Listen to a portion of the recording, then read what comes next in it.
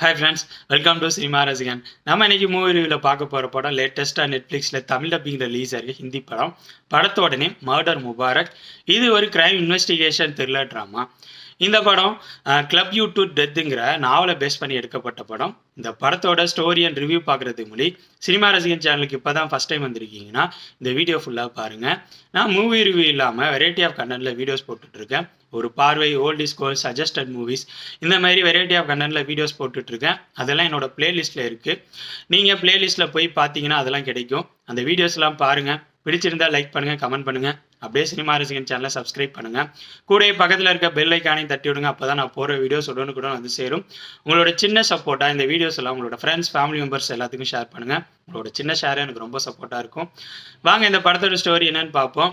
இந்த படத்தோட ஸ்டார்டிங்லேயே ராயல் டெல்லி கிளப்புங்கிற ஒரு கிளப்பை காட்டுறாங்க.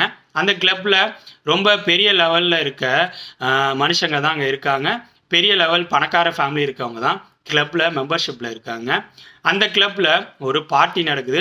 அந்த பார்ட்டி முடிஞ்சு மறுநாள் அந்த கிளப்போட ஜிம் ட்ரெயினர் இறந்துடுறாரு. இந்த கேஸை ஏசிபியான பங்கஜ் திரிபாதி விசாரிக்கிறதுக்காக வராரு.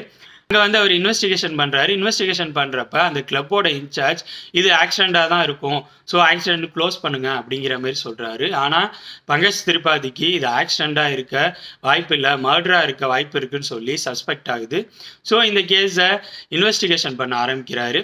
இதுக்கப்புறம் படத்தில் நடக்கிற சம்பவங்கள் என்னென்னா, பங்கஜ் திரிபாதி இந்த கேஸை சால்வ் பண்ணாரா இல்லையா, இதுக்கெல்லாம் ஆன்சர் சொல்கிற படம் தான் மர்டர் முபாரக். இந்த படத்தோட பாசிட்டிவ்ஸ் பற்றி பார்ப்போம். ஃபஸ்ட்டு பாசிட்டிவ் எனக்கு பட்டது, படத்தோட லாஸ்ட்டு 30 to 40 மினிட்ஸ் ஓடுற ஸ்க்ரீன் பிளே, அதில் அவங்க ரிவீல் பண்ணுற விஷயங்கள் அது ரொம்பவே சுவாரஸ்யமாக இருந்துச்சு. எனக்கு பர்சனலாக அந்த விஷயங்கள் கொஞ்சம் பிடிச்சிருந்துச்சுன்னே சொல்லலாம். அது இந்த படத்தோட ஃபஸ்ட்டு பாசிட்டிவ்னு நான் நினைக்கிறேன். நெக்ஸ்ட்டு பாசிட்டிவ்னு எனக்கு பட்டது, படத்தில் நடித்தவங்களோட பர்ஃபார்மன்ஸ் எல்லாருமே சூப்பராக நடிச்சிருக்காங்க. இந்த படத்தில் பெரிய நட்சத்திர பட்டாளமே நடிச்சிருக்காங்கன்னு சொல்லலாம். பங்கஜ் திரிபாதி, டிம்பிள் கபாடியா, கரிஷ்மா கபூர், சாரா அலிகான், விஜய் வர்மா, அஜய் கபூர்னு சொல்லிட்டு ஒரு பெரிய நட்சத்திர பட்டாளமே நடிச்சிருக்காங்க. எல்லாருமே அவங்கவுங்களுக்கு கொடுத்துருந்த கேரக்டர் சூப்பராக பர்ஃபார்ம் பண்ணியிருக்காங்கன்னு சொல்லலாம். குறிப்பிட்டு சொன்னால் பங்கஜ் திரிபாதி அவருக்கு அந்த போலீஸ் கேரக்டரை அசால்ட்டாக ஹேண்டில் பண்ணியிருக்காரு. ஒரு மாதிரி ஹியூமர் சென்ஸ் இருக்க ஏசிபியாக நடிச்சிருப்பாரு. அவரோட பர்ஃபார்மன்ஸ் அந்த கேரக்டரை அசால்ட்டாகவே ஹேண்டில் பண்ணியிருக்காருன்னு சொல்லலாம். நெக்ஸ்ட் பாசிட்டிவ்னு எனக்கு பட்டது, படத்தோட டெக்னிக்கல் விஷயங்களான ஒளிப்பதிவு, பேக்ரவுண்ட் மியூசிக், எடிட்டிங். ஒளிப்பதிவுங்கிற வகையில் இந்த படத்துக்கு பெருசாக லொக்கேஷன்ஸ்லாம் கிடையாது. ராயல் டெல்லி கிளப்புங்கிற ஒரு லொக்கேஷன் தான். அதுக்குள்ளே ஒரு கிரைம் இன்வெஸ்டிகேஷன் த்ரில்லர் ட்ராமாவுக்கு எந்தளவு தேவையோ அந்தளவு சப்போர்ட் பண்ணியிருக்காங்கன்னு சொல்லலாம் ஒளிப்பதிவுங்கிற வகையில். நெக்ஸ்ட்டு பேக்ரவுண்ட் மியூசிக்கும் எடிட்டிங்கும் படத்தோட ஃப்ளோவுக்கு ரொம்ப சப்போர்ட்டாக இருந்துச்சுன்னே சொல்லலாம். அடுத்த இந்த படத்தோட நெகட்டிவ்ஸ்னு எனக்கு பட்டது, படத்தோட ஸ்க்ரீன் பிளே, நெக்ஸ்ட்டு படத்தோட length.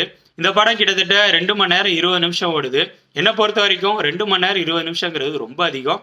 Last 30 to 40 minutes screen play சூப்பராக பண்ணி படத்தோட சுவாரஸ்யத்துக்கு சப்போர்ட் பண்ணியிருக்காங்க. ஆனால் அதுக்கு முன்னாடி 1 hour 45 மினிட்ஸ் கிட்ட ஓடுற படம் இந்த அளவு லென்த்து தேவையில்லை. அந்த லென்த்துக்கு இவங்க முடிஞ்ச அளவு ஸ்க்ரீன் பிளேயில் எந்தளவு சுவாரஸ்யத்தை கூட்டியிருக்கணுமோ அந்தளவு சுவாரஸ்யத்தை கூட்டியிருக்கணும். ஆனால் இந்த டீம் அதை கொஞ்சம் மிஸ் பண்ணிட்டாங்களோ அப்படிங்கிற மாதிரி எனக்கு தோணுச்சு. நெக்ஸ்ட்டு எனக்கு கொஞ்சம் நெகட்டிவாக என்ன பட்டதுன்னா, பர்சனலாக இந்த 1 hour 40 மினிட்ஸில் பங்கஜ் திரிபாதி இன்வெஸ்டிகேஷன் பண்ணுற சீன்ஸில் அங்கங்கே சில இடங்களில் ஹியூமர் ஒர்க் அவுட் ஆணுச்சு. ஆனால் நிறைய இடங்களில் அந்த ஹியூமராக பண்ணுற விஷயங்கள் படத்தோட சீரியஸ்னஸை கொஞ்சம் டெவலப் பண்ணிருச்சோ அப்படிங்கிற மாதிரி எனக்கு தோணுச்சு.